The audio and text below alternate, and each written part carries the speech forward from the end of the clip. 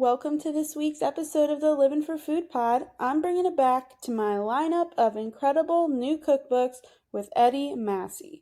Edy's first and latest cookbook, Keep It Zesty, focuses on Lebanese flavors inspired by his culture with a fun, modern twist.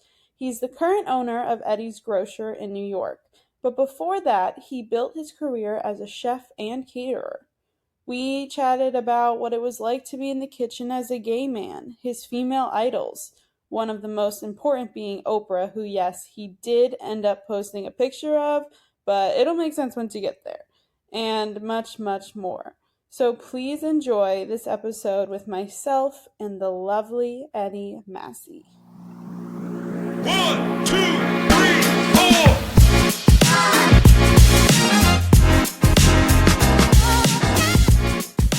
Thank you so much for coming on. Welcome to the Livvin for Food Pod. It's so great to meet you. I was reading up on you. Yeah, of course. I did my data, and we've got a lot to dive into here. So yes, let's do it. I'm ready. Okay, cool. So for some background, you're a chef, caterer, owner of a grocery store in Brooklyn. Now your first ever cookbook is on its way out, which is exciting. And by the time this podcast is up, it will be out. Yes. Very nice. I'll snap that picture. He held his cookbook up for listeners. But let's start at the beginning. I like to talk childhood, kind of where it all started. You grew up in a small village just outside of Beirut, Lebanon, and you were there until you were 9, moved to Boston with your family. You'd watch your grandmothers in the kitchen. When your interest for cooking kind of started blossoming, what were you like as a kid? Were you observant? Were you quiet? Were you crazy in the kitchen? What were you like? I love that you did your homework. Thank you so much. I always do. I'm going to ask you some questions here. Hi, everybody. My name is Edy Massih, and just to give you a little background, so I grew up in Lebanon, and I was not quiet. I'm still not quiet. I will forever not be quiet. Mm-hmm. I am always been the loud one, and my sister has always been the quiet, cute one, and I've been the crazy one running around. But growing up in the kitchen, growing up in Lebanon, men are not supposed to be in the kitchen. So it was kind of like a no for me to be in there. So as much as I wanted to help out and like get my hands dirty, it was always like my grandmothers were like, get out of the kitchen, like get out of here, like go play with your video games, go play with the other kids. You shouldn't be in here. And so that was something that where I would just sit in the kitchen and watch and observe and like learn and like try to put my hands into things, but then would like get my hands slapped out of there. So it was a lot of like tasting, I would say, more than anything else. But I really didn't get my hands into the kitchen and dirty until I moved to the US at the age of 9. Well, I mean, some would say tasting is the best part. So that's very true. But that must have been so interesting to come here as meaning America at a young age and having the restaurant world being mostly male dominated. Yeah, it's very interesting because the restaurant world is mainly man like led, or it is led, yeah. Male led. It's also like a lot of straight men too, as well, especially in New York. But I think it's funny because you turn on the TV and you turn on Food Network and it's all women. Like there was like maybe like Bobby Flay and like Alton Brown. Like those were the two like that I saw as men, but it was really only like mainly men. And it's funny, in Lebanon, there's a chef, his name is Chef Ramzi, and he sadly passed away last year, but he was like our like TV chef like host, and my grandmother would watch him all the time, and my aunt would always make fun of her, like, you're like shooing Edy out of the kitchen and telling him not to cook, but you're watching this man cook all the time. So that was like a funny thing. But it is really crazy to see like how like dominant the like kitchen space is, especially in New York. Especially when I moved here, I started working in restaurant spaces and it was all men all the time. And it was like, and it was weird because it was like men all the time, but then like the pastry department was always women. And I was like, this is kind of like very weird. And I think like when I moved to New York, I had just come out of the shell. I had just come out as gay. And so it was really, really weird to see how gay people were really treated in the kitchen space. It's like, oh, you're not manly enough, or you're not supposed to be on the grill station, like you stay on the like cold station. It was like a lot of like that, which is so weird to me now to think back at it. Like in the moment, I was like, oh yeah, like I don't belong here. I don't belong on the grill. But like now I think back to it, like, why was that a thing?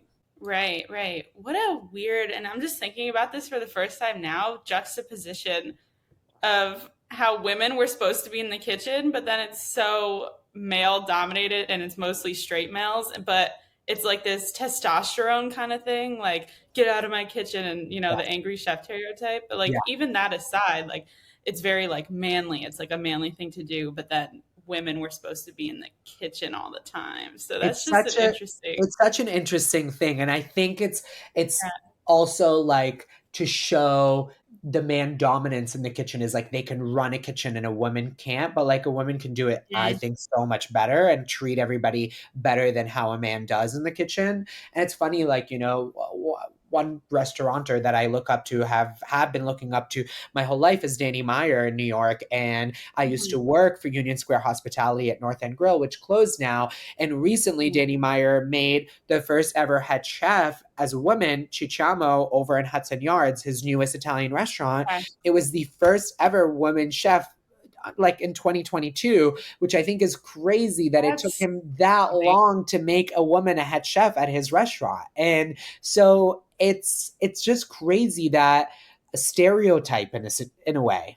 Yeah, I'm sorry, but there should be no first woman chef in 2022. That is It's crazy for wild. such a large restaurant group. And for Danny Meyer himself, who's like all about hospitality first and all these things. And I mean, Mhm, I don't know if you know Cafe Pana, but it is a ice cream mhm. spot here in New York. And that's his daughter's place, Hallie Meyer. And it's so amazing to watch her grow and blossom and run her own place. And I'm like, if your daughter can do it, then like definitely should have more head chefs in your restaurant spaces as women.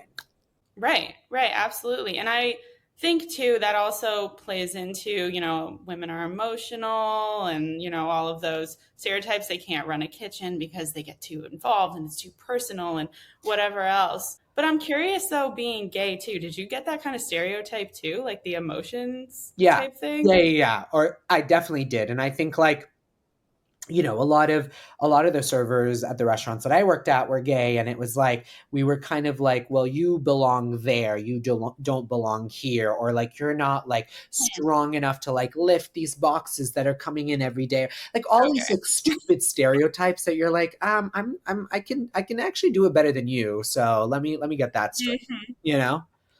And, not for nothing, but I actually live in a very gay neighborhood. I'm in West Hollywood in LA, and they are way more fit than most straight men that I know. Amen to So, that, especially in West Hollywood. I mean, yes, oh yes, there. That's a whole other topic there. But yes, the gays love to go to the gym every day. That's for sure. that's when you lift like 3 boxes and be like, I can do it. It's just like, Exactly. screw you. Yeah. I read through the beginning of your book. You mentioned that when you came to the US in middle school, you had a really hard time with like bullying and you weren't speaking English at the time, being Lebanese, being post 9/11, there were a lot of factors going on. It was a lot to deal with, I'm sure. So how did cooking become the safe haven for you when you started helping your family with dinners at, the young age of 10? I don't know what I think there's food is a universal language to me, and I think I love to talk Mhm. so much. And so when I moved to the US and I wasn't able to talk, like it like really got to me, like it got under my skin because like people would bully me, but then I didn't know what to respond. But I was almost understanding them, but I didn't know how to respond, and that was really getting to me. So I feel like getting into Mhm. the kitchen and not I didn't need to speak English in the kitchen. I didn't even need to speak in general. I could just cook and get my feelings out. And I, used it as it was therapeutic in a way. And it was also just like my safe haven. And, I talk about this quite often and I'm always mentioning Oprah, but I think like it was really nice to come home every day from school and grab my Cheez-Its and Diet Coke and sit down and watch Oprah every day. And I felt like something unlocked for me there emotionally. And I just felt like she was giving me a hug every day. And after that, I would get into the kitchen and start making dinner. And I think there was just something to go with that. There was that like familiar.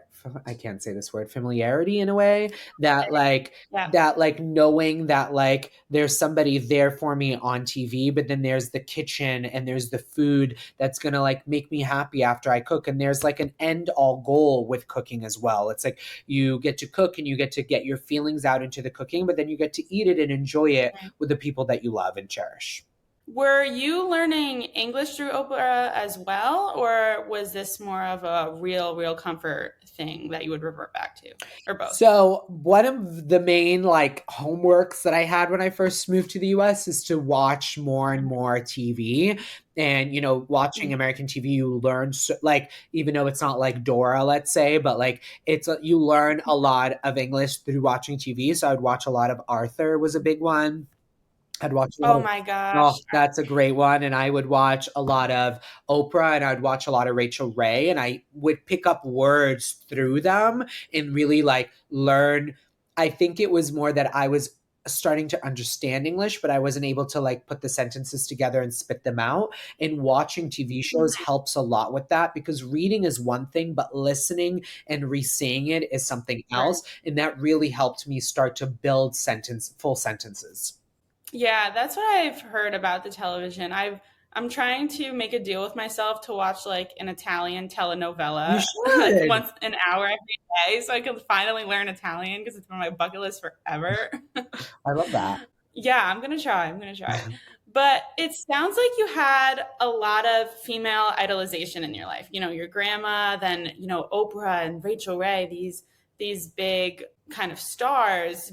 Is that kind of what translated to you being an adult now, and then including them so heavily in your cookbook? Yeah, I would say so. And I think like not only are women a big part of my life back then, but they still are now. My head chef and my best friend at the grocer is Mila, and she's a woman. And I think I'm surrounded by some amazing women that work at the grocer. I would say that probably 80 to 85% of employees at the grocer are women, and they're all just amazing in their own way. And they've helped me shape Edy's Grocer, just like the women in my life have shaped Keep It Zesty, the cookbook. But I think the women that I Mhm. work with day in and day out have shaped the grocer as well. And I think I'm always just highly influenced by the women around me. And I think they're all so creative and care so much more about the work that they do than I would say men do. And I think this is like less about being sexist here, but I just think I love being surrounded by hardworking women that care about what they do. And I think I just care so much about what I do. And I think that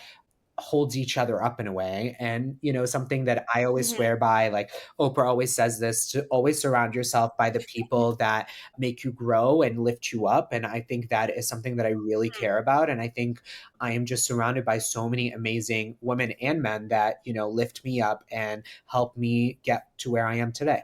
Right, right. Yeah, and that's exactly what I was going to say. Like, gender aside, you have to surround your people when you have these aspiring goals, and especially coming from, being a minority and coming from such an incredible background where you want to showcase those goals. You need to have people that are going to push you, challenge you, but also be there with you when you fail or be there with you when you're successful and, keep that, the juices flowing. So, I love what you said there, challenge you. I think that is a big part of it. I think sometimes men don't like to be challenged, and I think, or people in general don't like to be challenged. And I think that's something that I really enjoy from my team is that they challenge me, they keep me on my feet, they give great feedback. They're like, we could do this better, we could do that better. And like I'm a growing book at all times, like I am ever evolving. Like I opened up the grocer at 25 years old. I didn't know what the hell I was doing. So I think like I'm always growing, and all these different people that work for me at the grocer, I mean, they all have different lives and different lanes and different things that they've learned from. So I love hearing from them what I need to do to better my workplace and better their work experience day in and day out. right, right. And I was just talking about this with a friend actually, because when you surround yourself with someone who can be really negative, not necessarily motivating themselves, whether it's like a roommate experience, a friend experience, family experience, whatever it is, it can really stunt Whew. you yourself. I mean, I've had to not drop for like lack of a better word, certain people in my life because it just is not healthy for me to be around them, and it doesn't allow me to unlock my full potential, but it also just puts me in a negative Oh headspace. yeah. So I'm glad that it seems like you've found, your team that works for you. No, I completely agree with that. I think like the energy that people bring into the workplace day in and day out matters so much on everybody. Like if one person's having a bad day, we can all feel it right away. And like everybody can have a bad day and they will have a bad day. But Right. I definitely think that we've hired people that have been negative where like everybody around me are like, oh, we're not sure about this person. And then it's like, okay, yeah, yep, I see it, I see it, I see it. All right, we got to let him go type of situation. And that's why I really, even though now with the Zoom age, like I will always make sure that a interview is done in person because I need to feel your energy. I need to hear you in person and I need to just feel your presence. And is it the right presence for us to add to our team? Because I think we are such a small grocer and we're such a tight knit team that I need to feel your energy Right. before I hire you. And being in person, you can absolutely tell. I'm the kind of person that once I meet you, in 15 seconds, I could tell if we're going to vibe or Same, not. Like, that's just same. yeah. It doesn't take me like, maybe that's bad because then people just only get their first impression when they meet me. But I'm like, I can tell in 15 seconds if it's going to be a good fit or not, or what's going to happen, which I think is a good trait A to hundred have, percent, a hundred more or percent. less. Yeah, it is a good trait to have. Okay, good. I'm glad I got your approval.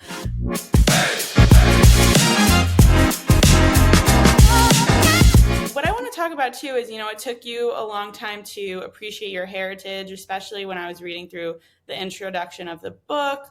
It was even up until you went to the CIA, the Culinary Institute of America, that you've kind of maybe started accepting that your Lebanese culture, and with you having so much love for your grandmother and your family as a young person in Lebanon, and then now spending the majority of your life in America studying at the Institute. What was the Institute like for you? Was it confusing? Was it exciting?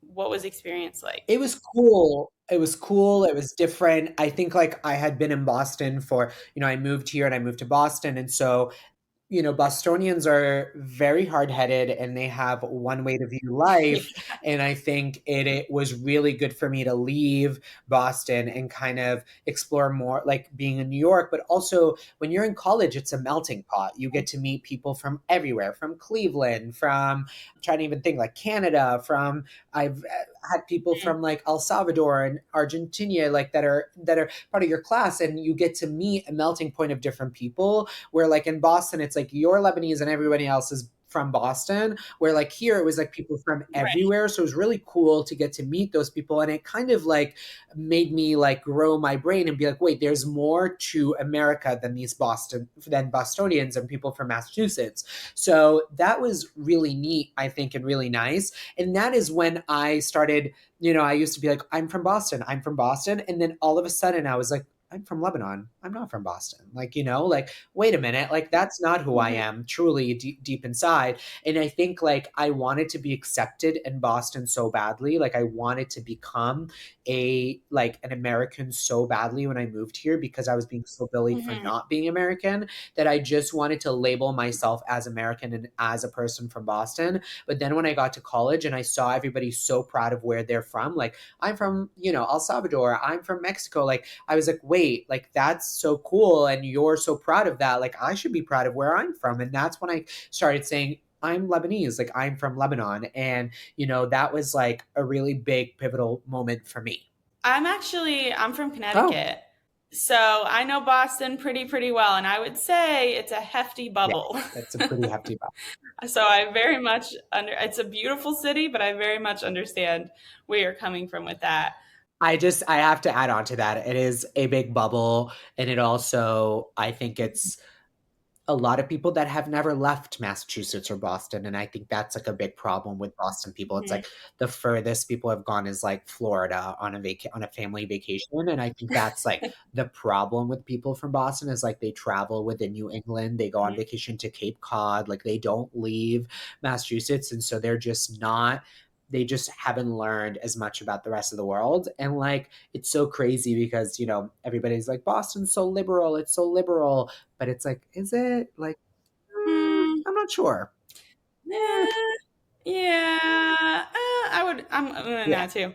Being from Connecticut is very similar. Connecticut is, I was in a small town, It's a little bit of a bubble. I'm assuming a lot of people that I grew up with are still there. I don't know.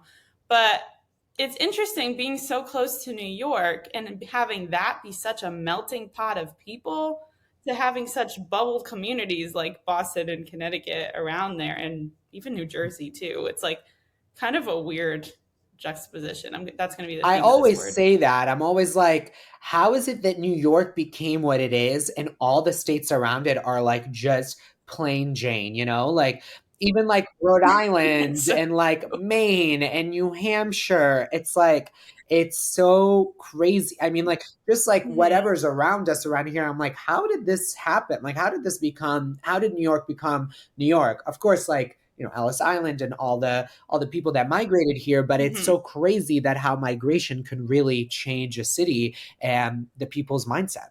No, absolutely too. I mean, when I think Connecticut, I'm thinking vineyard vines, like you're thinking all of the basic Literally.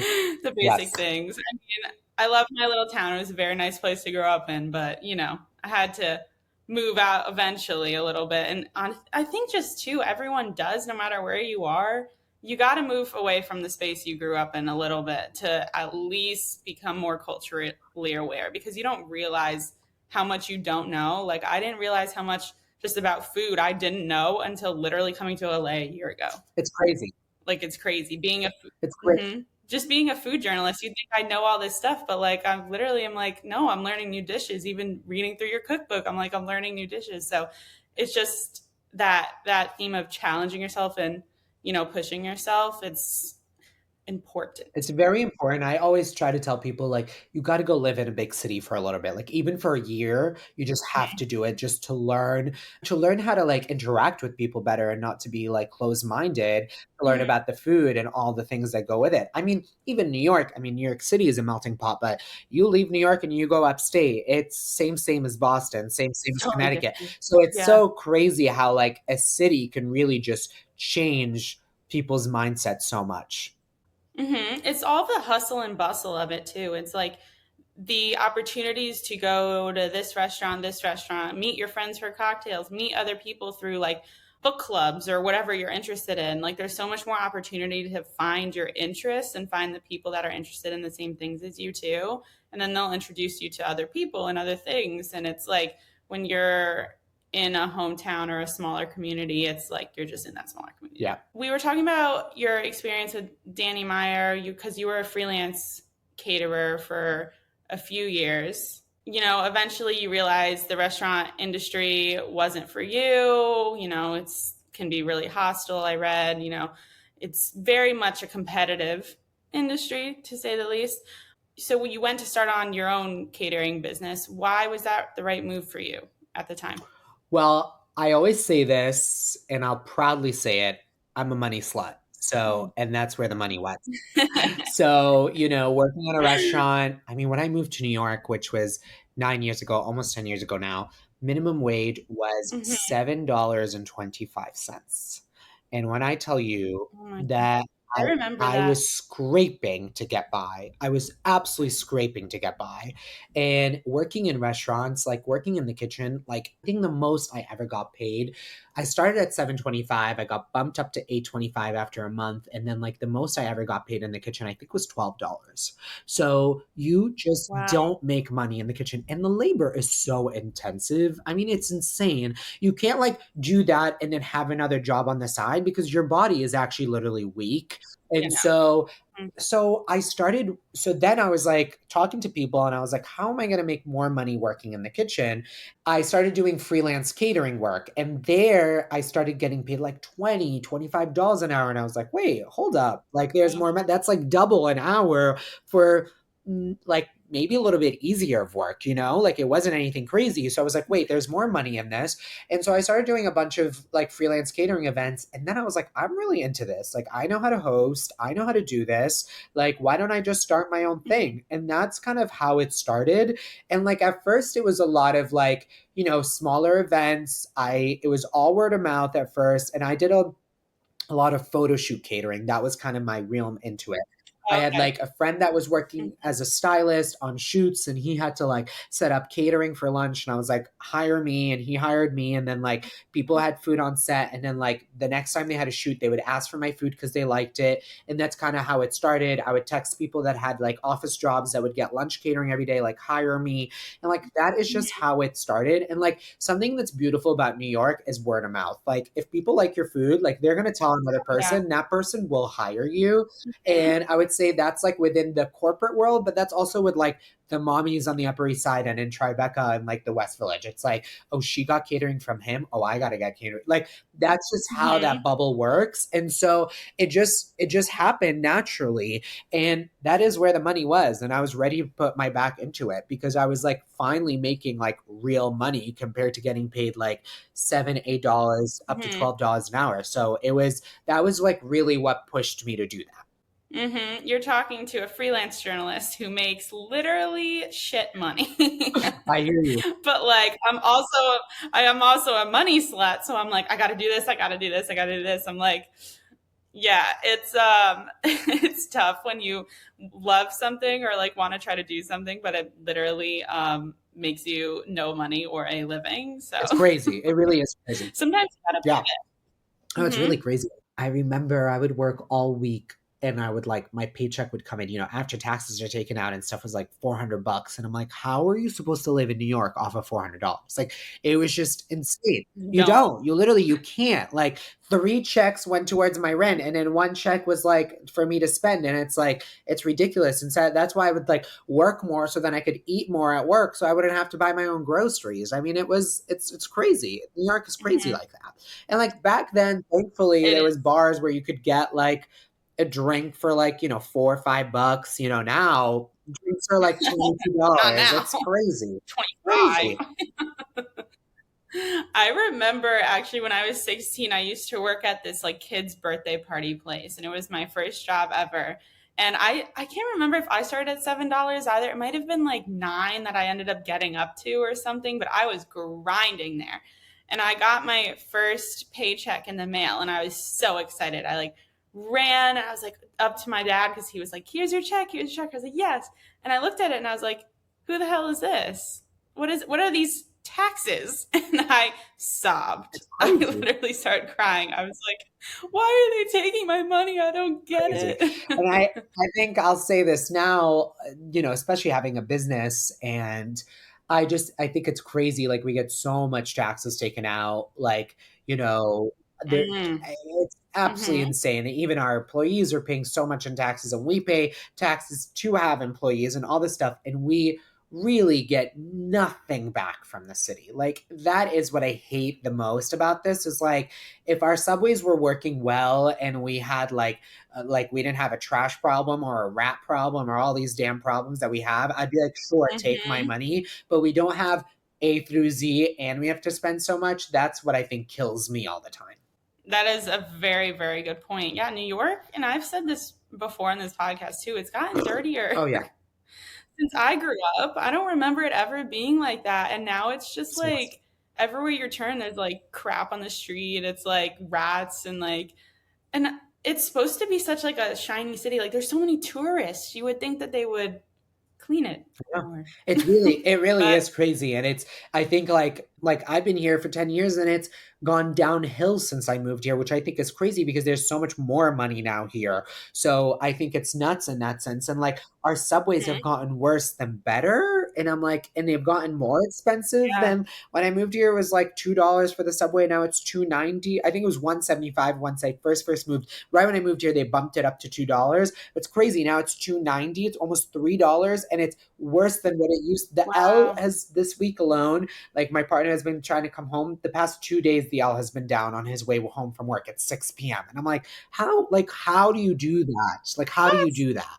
So when he has to He walk, he's been biking, but it's like that's like a whole other effort. And if like you take an Uber, I mean, Uber prices have gotten insane. Oh, I can you're talk New York for a long insane. time. That's I can tell you Oh my God. We got time. No, literally my New York or not New York, I'm in LA. My Uber prices from here to the airport, which is a 20-minute drive. Well, it should be, but with traffic, is $70 It's insane. for an Uber. And I'm like, ugh. And I live by myself, so I like need to Uber like to whatever because LA has terrible Yeah. transportation. It doesn't even have a subway Yeah. option. I mean, to get So to JFK, the last time I flew out was a month ago. It's $120 to get to JFK from Brooklyn. Like, it's that's disgusting. disgusting. It's literally disgusting. Disgusting. That makes me want to throw Ugh, up. Ugh. hate it. So you opened Edy's Grocer, though. So we're at the point where you graduated CIA, you opened your own catering business, then you opened Edy's Grocer. Did you receive a lot of support from the community, being a Lebanese grocer in Delhi? Because that's what it mainly is. Yeah. So, I mean, honestly, without my community, we wouldn't be where we are today. And to Mm-hmm. me, like, so during my catering days, that is like when I started doing pop-ups and started like trying to get my name out there Okay. within the community here in Greenpoint. So Greenpoint is a small, neighborhood in North Brooklyn. It is predominantly Mm. Polish. And so, Okay. Williamsburg started changing and a lot of people started moving from Williamsburg into Greenpoint, but it wasn't what it is now. Now it's become like a hub, a restaurant hub. It's become so Mhm. popular. But, I started doing small pop ups in my backyard. I used to have a backyard when I lived across the street, and I started doing these amazing pop ups. And that's what kind of got my word and name out there. And then from there, people were Mm. starting to love my dips so much. I started like packaging them and selling them at a little like bodega nearby. And I Mhm. started doing like these tables at markets, like local markets, and started selling my dips. And my name just kind of got out there. And so Mhm. that was like really a great start for me. It also just showed me that, like, okay, the community wants to support you. They like your stuff. They'll buy your stuff. Like, let's take it to the next step. So when the pandemic happened, I had to return all the money to all the events I had booked. And so I was like, oh, Uh, fuck, like, what am I going to do now? And so I was like, yeah. okay, what are we going to do? What are we going to do? So I started this thing called Quarantine Menu. And I just like, Oh, started cute. cooking out of my home, putting it in containers, and like would do pickups like right outside from my community. And I would leave, I had a pink bench outside and I would put the food there and people would just come and grab it and go and they would pay me through Venmo. Mhm. And it started taking off. It did really well. I started donating food to nurses and like I would do like for every like meal I sold, I put money towards the nurses and I would cook for them and send it Oh, out. And that's it was sweet. really, I mean, New York was like a melting pot for the pandemic and it was insane. I was like, well, I got I to give was. back and I have the time of day to do it. So that's what I did. And then Mhm. I think the New York Post wrote about me and what I was doing. And Oh, that's awesome. with good publicity, you got bad publicity. And then the health department called me and was like, we see what you're doing. You're cooking out of your house. We got to shut you down. Oh. And so they were like, you have to shut this down right away. And Uh, we're not going to come to you because it was like right at the beginning of the pandemic. But if you don't shut this down, then we mhm. will have to come in. And so I was like, all right, Okay. let's shut this down. And so I shut it down and I was like, well, what the hell am I going to do now? Like with every closed door, there's an open Yeah. door, but like Mhm. COVID shut the catering. So then There were a lot of closed yeah, a doors, lot of though. closed door, that's for sure. So I was like, well, what am I going to do now? And that is when I was like, you know what? Yeah. Maybe it's time for me to start a grocer. And the idea behind the grocer really came from the pandemic because the closest Lebanese grocery store is on Atlantic Avenue, Sahadi's, and or in the city, Okay. Calustian. So they're all very far, and I wasn't getting on the subway. And there was at the beginning there was no Ubers, and then there eventually was, and so I had to like trek 40 minutes to go pick up groceries to come back to cook. And I was like, this is Yeah, that's annoying. So I was like, wait, there isn't a Middle Eastern like pantry place or grocer in North Brooklyn. And that's how I kind of came up with the mhm. idea. And I was like, well, the dips sell good. We don't have groceries here, so this will sell good. People are cooking from home now way more than they ever did. They want the rose water, they want the pomegranate molasses, they want the tahini. And so I buckled down and I wrote a business plan and I said, let's do this. That's incredible. Good for you. What I'm hearing is you were the productive person during the pandemic. I was not. I was I was crazy. I'm like nuts. Like if I don't have work, like I go crazy, and if I'm not making a dollar, I go crazy. And I Mhm. couldn't get, everybody was like riding the unemployment insurance, and I couldn't get that because during my catering days, well, nobody told me this, but I Oh, didn't pay myself. And so I couldn't apply for unemployment because basically I looked like I never had a job. okay. So that was like really, really difficult for me at first. So I was like, I got to scramble to Oh, make a dollar. oh my God. All the freaking red tape and rules. I Crazy. can't. It's crazy. Well, that's good for you. And something I've noticed with chatting with minority restaurant owners too and business owners is they often count on the nostalgia of customers of the same descent. So, say if they're like Salvadoran or something, they'll have predominantly Salvadorian customers who are looking to kind of turn back to their roots and get foods from their childhood. Is that something you've noticed in your grocery store as I well? have to say no. There are That's interesting. Lebanese people that come in. Don't get me wrong. There are Lebanese people that come in, but I would Yeah. say it is not the majority of people that come in. I would say that it's the minority of people that come in are Lebanese. I would say that mainly a Mhm. lot of Americans come in, a lot of locals come in, a lot of people that live in the neighborhood. We in Greenpoint we call each other Green Pointers. There's a whole Instagram called Green Pointers, and I would say that it's all mainly green pointers that come in. It's not a lot of Lebanese people. It is, but it's not. It's not as high as I expected it to be. And I don't know, is that like maybe because there's not a lot of Lebanese people that live in this neighborhood? There's a lot more of them that live in this city. I also like, we don't we do I do put a modern twist to everything that I do, and sometimes Lebanese people really want the Mhm. authentic stuff, and so maybe that's what it is. But Mhm. we do have a good amount of Lebanese people that come in, but I would say that it is a lot more Americans. And I like that because, the whole point of the grocer and the whole point of what I'm doing is to spread the joy of Lebanese cooking and to make people more aware of our Right. food and our spices and our pantry items. And so I like that it's not just Lebanese people because they know about the food, and I want more people to learn about the food. So I enjoy that. Yeah, you can kind of get people who come in who are curious, maybe content creators. I saw you also worked with James Park a little Yes. bit. He was on this Yes, podcast. James is one of my like best friends. He's in the book. There's a picture of us in the book. James, Oh, can you see I it? love James. James, I'll show you. But James Okay. was one of my first ever employees.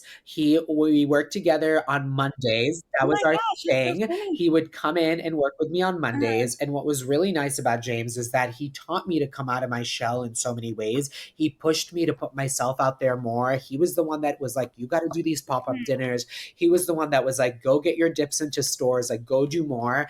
And that was what was really cool. So at the time he worked at Eater, and he would come and work for me on Mondays.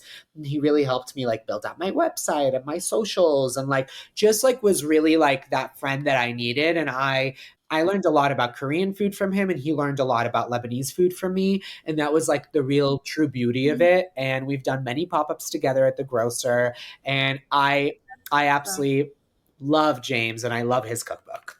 I'll show you. Oh yeah, me This too. is us in the Let's see it. kitchen. Oh, that's Yeah. so cute. I didn't see that. That's so cute. Yeah, he was really, really sweet. We were promoting his Chili Crisp book. So if you're listening, go back and listen to that episode. I don't remember which one it was, but it was a Love while him. back. So scroll. Yeah.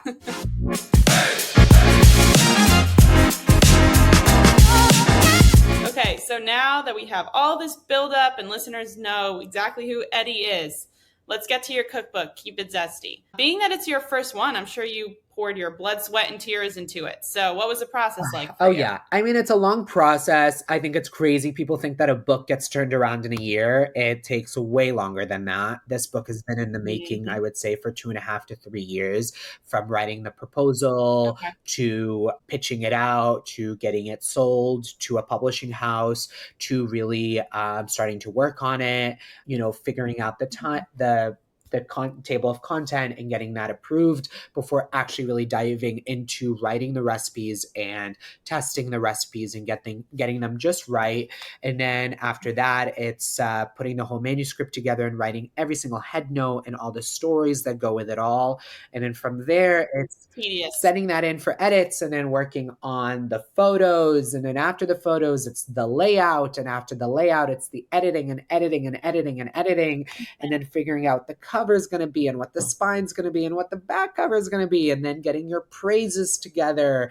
And then it's all the marketing and the push. And will you buy this? And will you put this in your store? And will you pre-order? And let's do a video together. Let's get on a podcast together. Let's do this. Let's do Giving that. me it's making me It's dizzy. insanity. It's insane. And, you know, people are like, well, HarperCollins is publishing your book. Like, they must take care of it. No. They don't do anything. They print the book, they make the book, but it's all on you to sell it. It's all on you to put it out there. It's all on you to get it into people's hands. It's all on you to get it done. And so, That's interesting. you know, all the marketing is on us. So that's been like really one of the biggest things. And I think nowadays in this 2024 world, you know, there's online, there's the blogs, there's the Substacks, there's the podcasts, there's the YouTube videos, there's the Reels, the Instagram, the TikTok, TV. There's so much going on to get your book in front of people that the marketing aspect of things is truly, truly insane. And at the end of the day, you know, a book author doesn't really make that much money from each book sold. Like, I won't see $1 until after I sell 25,000 copies. And I hope I sell 25,000 copies. That's like an Oh my insane number God. for me. That's So, crazy. you know, it's you do all this work, but then you really don't get that much back from it besides like people having your book. So it is a real big trip for the brain, you know, especially as I said earlier, as a money slut, you're like, wait, why am I doing this again? Yeah, it's like you want it to be worth Yeah. it. It's That's hard. sometimes, you know, I see a lot of authors, they put their book out and then they don't put that much effort into marketing it. I'm like, you know what? I get it, because it's like you don't really get much out of doing that. But I think I worked so hard on this baby and I've really put my whole life into it that I wanted to push it out there and I want to get it into as many people's hands as possible. And this is the first thing that I ever do that I'm like, it's not about the money, it's more about just getting the story and the recipes out there. And it's a little about the money. Oh, yeah. It's gotta be. I mean, if you're working that hard, 25,000 copies sounds like a mind-blowing number to me. I didn't know that. That's crazy. It really is insane. Wow. And like, I don't even know if I'll sell that much. Like, I don't, you know what I mean? Like, that's not even a goal for me to sell that much. You know what I mean? Like, because that is an insane number for me. And I think, you know, also in the social media world that we live in now, like, you see so many people and so many friends come out with books and we're all trying to be like, we try to stick into our own lane, but then we're viewing this person, we're seeing that person do so well and that person, and it's hard. It's hard not to compare. Yeah. It's hard not to be like, well, that person sold 100,000 copies and that person sold 150,000 copies. So that is really, really difficult. And, you know, it can get to your brain. And I try very much to not, you know, look at what other people are doing and just be like, stay in my lane and try to just do what I'm doing best and try to just spread the book as much as I can. But it is really, really difficult. It is, and especially with the added layer of it being a culmination of your life's work. It's like it means so much to you, and then you want people to have it in your kitchens. You want them to have the experience that you've had, and you know you should be wanting to promote that. So I'll put a link, and everyone can buy it through my links, so we can get to that number. But I read in your Pop Sugar interview that your favorite recipe is labna mousse. Yes, did I pronounce that right? Yeah. Labne? Oh, labna. Okay. Yay. So my most important question to you is, why are you not a dessert person? Because you said you didn't like dessert, and that's crazy to me. I don't know. I'm not like a big sugar, like I'm a big salty guy. Like, you know, I love my Cheez-Its. I love my chips and Greek yogurt. I'm a really, really big, like, you know, I'm just very, very big on that. So I just have never been a sweet tooth. Like my sister has a really big sweet tooth. I don't. So I think that has a lot to like, that's just what it is. But my partner loves desserts and loves sweets, so whenever we go out, we have to order it. So I'm starting to I'm not gonna say have a sweet tooth, but I'm starting to appreciate it more and like it more. Okay. I can take that. I can handle that. It might bode well for you not to be a sweet tooth person because you won't need to have calories after every Yes. single meal. And you know, I I always say it's two separate stomachs, like a dessert is its own stomach and the savory is its own stomach for sure. Hmm. It is. It is. We'll just pretend the dessert stomach doesn't count. What was the most difficult recipe you tested while creating this book? Tested. The samke Hmm. harra, which means like spicy fish. It's it's my Hmm. grandmother's like specialty, and I never got to learn from her how to make it. And I really had to just dig deep into my memories and like of eating it and the way that she made it and like watching her make it. And my version's very Hmm. different than hers. I had to do it this way because I just didn't know how she used to make it. But it was a difficult one because I had to dig deep into my brain and to my memories. And it made me, kind of very Hmm. nostalgic. But it was also, I don't know, it was hard because I didn't know the right way to do it. And I wanted to do it right. I wanted to do it right for her. So that was a difficult one for me for sure. Yeah, yeah, you want to honor what your Yeah. family has been doing, but then it's like you kind of want to put your own twist on it and stuff. So it's a little difficult. What was the earliest recipe you remember making as a kid, or at least with your grandma? Um, I loved watching her make labne, which is the strained yogurt. That's what the dessert is made of. But I've always watched Mhm. her make it from scratch, and that has been always beautiful.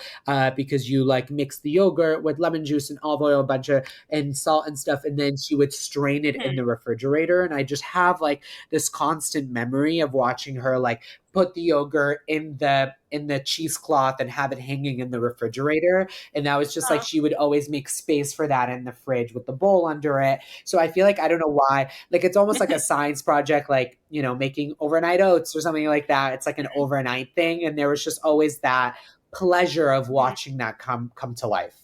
Honestly, food is one big science project, Oh, I it feel like is. half the time. Oh, for sure. Yeah, Cooking and baking, at least especially baking, is for a sure. science project. What are you hoping people take away from this book?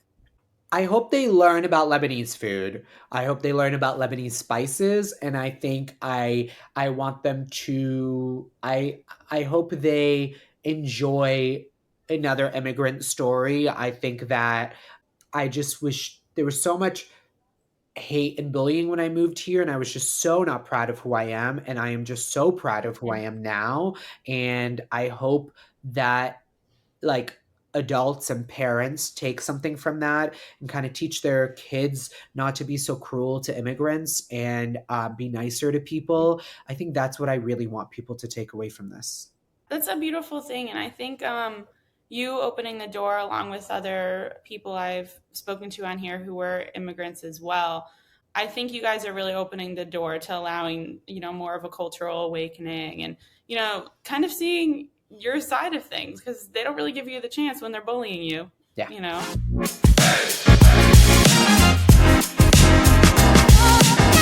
What is an underrated Middle Eastern spice? Well, actually, you could do like three or four because I know there are so many There's so spices that many. I are mean, really there's cool. literally so many.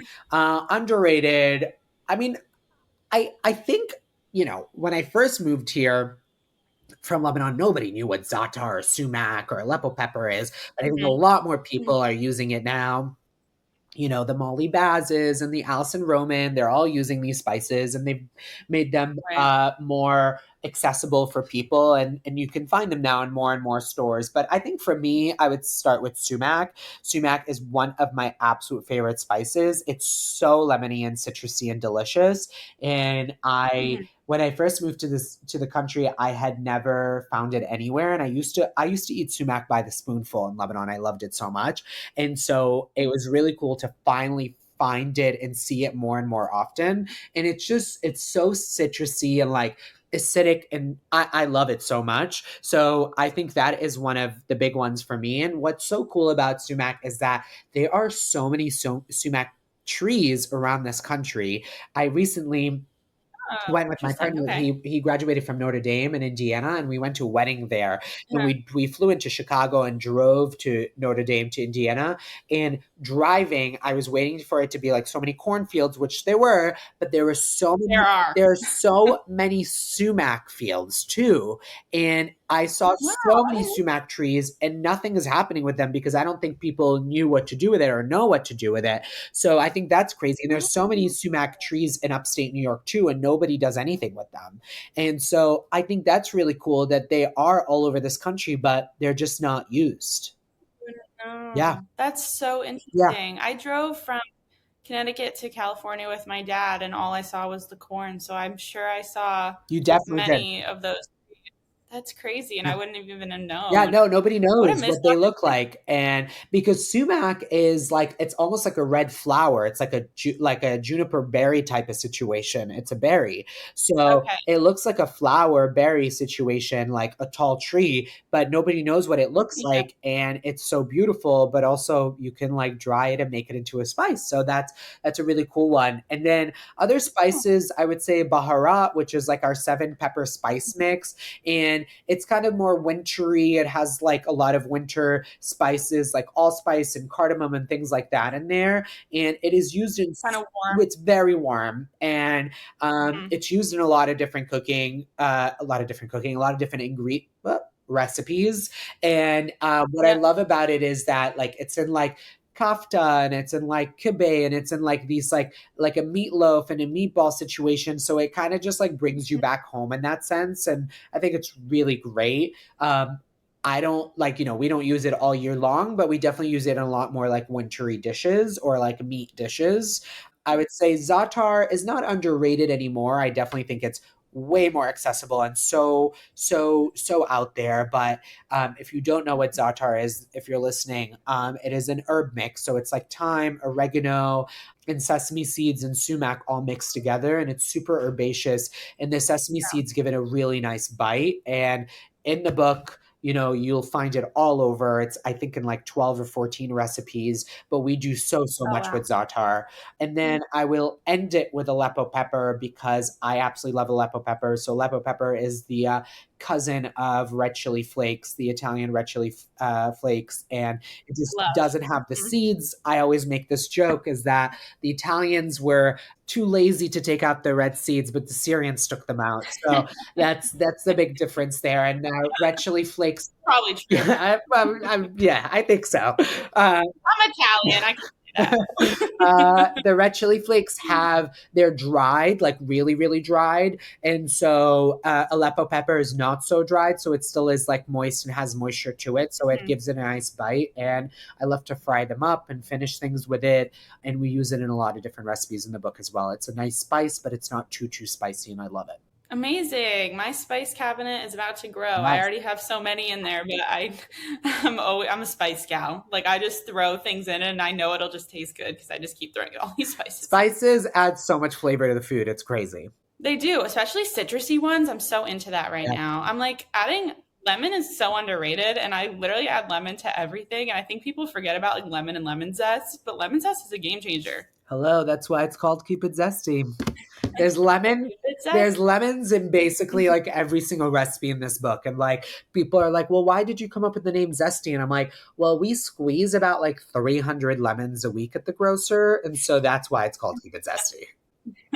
Are you sick of it I, or do you no, love I love lemon. No, I lemons? literally love lemon. Like I grew up eating, fish with lemon all the time. Our dressings were always lemon vinaigrette. And like, even like in the chicken soup, we always had lemon. And like when I moved here, it was missing, like flavors were missing something. And I was like, what is that? What is that? And then when I started using lemon, I was like, wait, that's what it was. And so my life has changed ever since.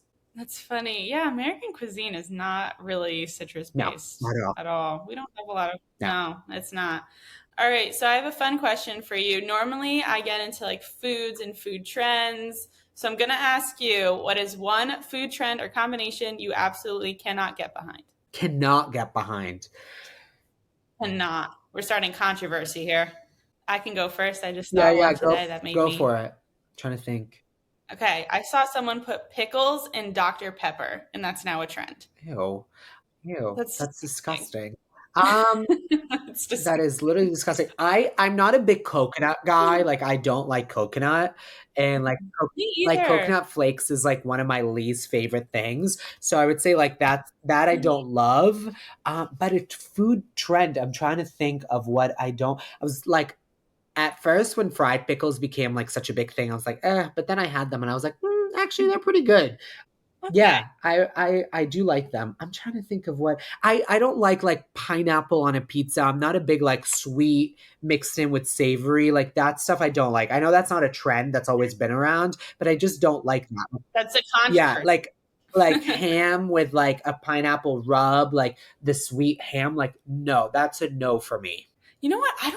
I weirdly don't like Yeah, ham. It's not my thing. me either. I don't really like bacon either. Sorry, everyone. I don't like bacon. I can't, something about it, it just doesn't do it for me. I like chicken. I like more of the lean proteins. I like a steak, Yeah. but like, When I moved to this country, I had never really had bacon before, and, like, I started eating mhm. bacon, I was like, it was just too smoky for me," but I Yeah, now maybe I that's it. enjoy bacon, like, I like a bacon, egg, and cheese for sure, I've definitely grown to that. Okay, I can get behind the bacon, egg, and cheese. I can do that because it's in other things that I Yes, enjoy and it adds a crunch. And I yes, love a good crunch. yes. But bacon by itself, No. I'm not No, I'm a not, fan. like, picking up a strip of bacon and eating it, no way, no how. Yeah, no, me either. I No, it's love, just a like, fat. bacon on a Ugh. wedge salad, I like it on, like, a turkey club maybe, but, yeah, Mhm. I don't like bacon on its own, I have to agree with you. Okay, solid. I'm gonna snag that clip and use it for socials, and people are gonna be like, Yeah. All right, so let's talk about what's next for you. Do you have any other upcoming projects you would like to share? Anything else going on? You got the cookbook. The cookbook is coming out next week, May 21st. I'm going on a big tour. I'm very excited about the Woo! tour. I am hitting 12 cities, so definitely check out the tour on my Instagram at Edy Massih. It's spelled Edy, like Edie. Yeah, I'm going on this big tour starting May 21st through July 21st. I'll be coming to LA, so I hope I see you at one of the events. But Yay, I'll have to go. it's gonna be really really fun. It's sponsored by Chase Sapphire and Infatuation, and we are doing bookstores and also restaurants. So I will be teaching people how to put together brown paper boards, which I'm really excited about. But yeah, that's kind of like the big thing that's going on in my life right now. I am gonna lay low after that, probably after all the traveling. But As you should. yeah, but hopefully, Mhm. fingers crossed, we get a second cookbook deal and I'll start working on that. Just I think the tour is the biggest thing. And I think for me, I've said this 100 times now, but I'm a huge Oprah fan. You can see behind me, I have like a Mhm. whole entire Oprah like I don't know what you call this, but it's all huge. Shrine. Shrine. Yes, that's the word, shrine. There you go. And I concomitantly share this Have you up, met but I met the queen herself. her?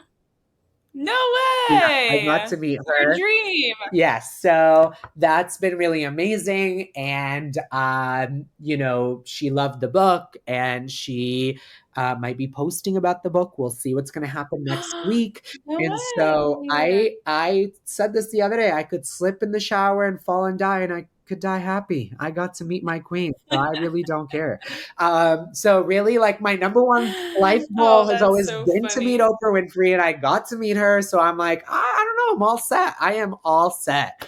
I guess the next goal. You're the real life, Drake and Yes, Josh? yes. That show? Yep, you're the real life Josh. That's you. I love Oprah. I think like my next goal would be to just cook for her. So I think that's the next thing. That's where we're going for. That's amazing. In the journalist world, Oprah approved lists and cookbooks, they circulate. I'm just saying. Love So that. we're manifesting now. Thank you. Maybe she'll post it. Yes, yes. That'd be I so hope cool. so. For listeners, he showed me a picture of him and Oprah. Yes. We haven't You didn't see it, we but haven't nice picture. posted it yet because her team asked to not post it until they give us approval, which is why I think that once they post it, Okay. we'll be able to post it. Okay. Got it. Got it. Well, I'm manifesting that for you. Thank you. And my final question for you that I ask every single guest, if there is one cooking appliance or utensil that you think everyone should splurge on, what would it be and why? Okay. I just did a video on this 2 days ago Oxo. Oh, really? Oxo, who I love, Ooh. and they've been a partner of mine for many years. I love their garlic slicer. I People don't know about Ooh. this. It is literally the best thing ever. It's Oxo's garlic slicer, but it's like a mini Mhm. mandolin, and you put like garlic into like this little hole, and then you slice back and forth, and it slices garlic so thinly and beautifully. And it changed Mhm. my life because I love using garlic. I hate mincing garlic. I think like a sliced garlic Me really too. like I love frying it like a nice chip almost on top of things. So that garlic slicer will Mhm. save your fingers. It's so fast and easy, and that's my favorite gadget as of right now. Amazing.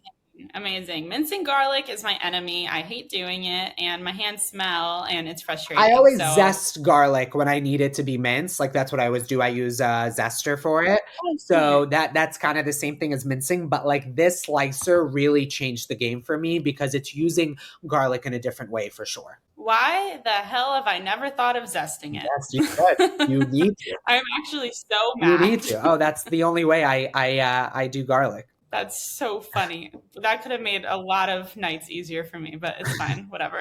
All right. Well, thank you so Thank much you. for coming on here, sharing your story about your book, sharing your love for Oprah. We had a really good chat, and I appreciate you coming on. Thank you. Thank you so much for having me, and hope to see you in LA. Yeah. I'll look at the Yes. dates for sure.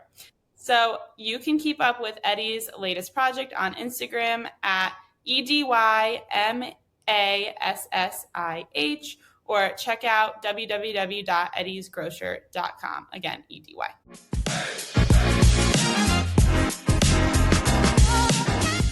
Hey, fellow foodies. Thanks so much for listening. And don't forget to leave me a review. While you're at it, make sure to follow me at livvinforfoodpod on Instagram or TikTok, or email me at livvinforfoodpod@gmail.com. Let me know what you're cooking up this week, which guests you would like to see on the podcast, or tell me your opinions on the latest viral food trend. And in case you're just joining me, there is an entirety of Season 1 ready and waiting for you. Until next time.